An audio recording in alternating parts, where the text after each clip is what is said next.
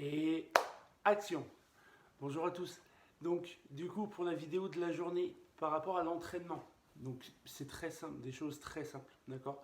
On radaque avec un rythme qui nous donne envie, d'accord? Ne commencez pas à être dans des entraînements où on se dit, oh, j'ai pas le goût.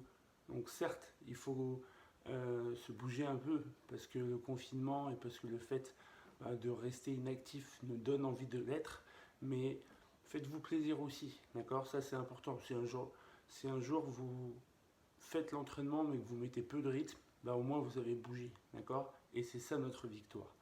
Donc sur l'échauffement, on va être sur du travail de hold, pull and push, d'accord? Donc on garde les mêmes habitudes. Travail de pompe, d'accord? Vous allez voir, je vais aujourd'hui vous montrer comment on peut l'adapter, le travail de pousser en faisant des dips, d'accord? Et travail de pull, de tirer, d'accord? Donc sur ça également, vous allez voir, je vais vous montrer comment on peut amener un autre exercice pour le tirer. Avancer les talons, plus les talons avancent, plus ça sera difficile. On va garder les épaules en arrière et vers le bas, et ensuite on va chercher à fléchir pour que les coudes restent au-dessus de vos poignets. Vous regardez loin vers l'avant et vous poussez dans vos paumes de main. Ça c'est le même principe, d'accord? Ce qui sera intéressant sur un exercice comme ça, c'est que vous allez travailler et solliciter les muscles de la poussée, mais dans des angles différents, d'accord? Là on va travailler notamment la mobilité et l'ouverture au niveau de notre biceps et au niveau de nos pectoraux, d'accord? Donc ça c'est quelque chose qui est très intéressant. Vous pouvez faire le même principe également avec des chaises. Je reviens. Vous mettez deux chaises côte à côte, vous attaquez sur les genoux et vous vous mettez en position. Vos genoux restent au sol et vous cherchez simplement à pousser dans vos paumes de main. Regardez toujours l'alignement coude-poignet.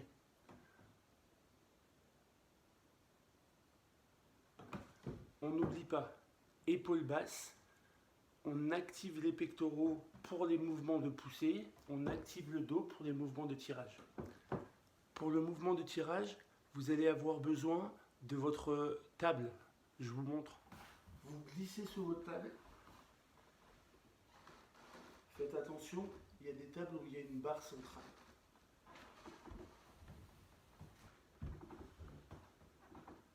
Et vous allez vous tracter, comme si vous étiez avec des anneaux. Donc là, ce qui est intéressant, c'est qu'on sollicite encore différemment que si on se mettait debout et qu'on tirait un objet. D'accord? Donc je ne vous dis pas il y a du mieux ou du moins bien, c'est juste, ça vous donne une bibliothèque d'exercices, pardon. Faites en sorte de pouvoir varier ça. Je vais vous faire une vidéo cette semaine où je vais prendre plein de choses de notre quotidien, de notre, on va dire, résidence, et comment on va pouvoir l'adapter par rapport au mouvement que je vous propose. La deuxième partie, c'est la course navette. Sur la course navette, ce que je veux, c'est que vous puissiez bien vous échauffer. D'accord? Ça, c'est important pour pas que vous fassiez mal arrière-cuisse, avant-cuisse. L'échauffement, comment il va se faire? Un peu différent, parce que moi, ce que je veux dans un premier temps, c'est que vous puissiez donner l'information à votre cerveau qu'il va y avoir un travail de déséquilibre. La course, c'est un travail de déséquilibre. Donc, dans ce cas-là, vous allez pouvoir vous échauffer en essayant de faire du travail d'équilibre sur une jambe. D'accord? On l'avait fait la semaine dernière. Vous essayez de tenir 30 à 40 secondes, faire 2-3 séries de chaque côté, et ensuite amener un peu de course. La course, vous pouvez amener du travail en faisant des talons sur les fesses, en faisant des montées de genoux et en faisant activer le cœur. D'accord? L'important, c'est pas forcément le cœur, c'est plus l'aspect articulation et l'aspect musculaire. Sur le dernier exercice, avant de venir sur le dernier exercice, sur la course navette, si vous ne pouvez pas courir, vous pouvez très bien remplacer ça par des burpees. D'accord?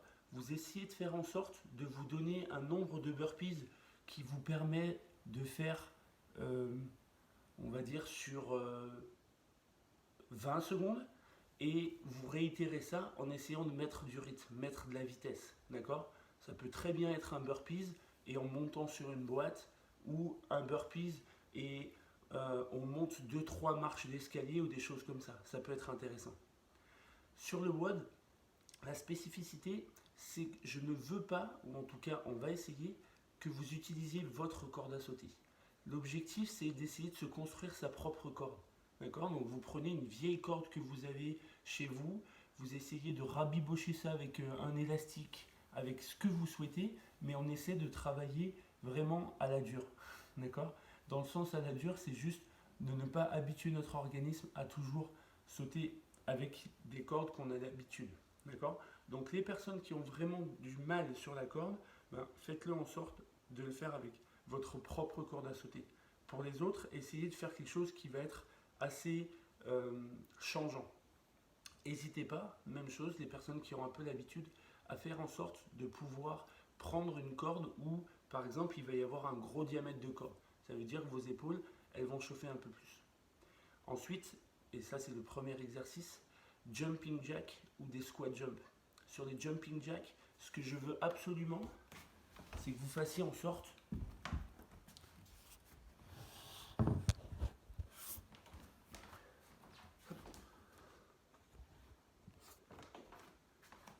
que vous puissiez coordonner le haut et le bas. Donc attention, pour les personnes qui ont des douleurs aux épaules, arrêtez-vous bien jusqu'à la hauteur des épaules. Ça, c'est ce dont je vous avais parlé la semaine dernière.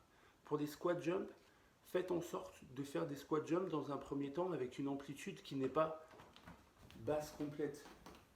D'accord? Ok?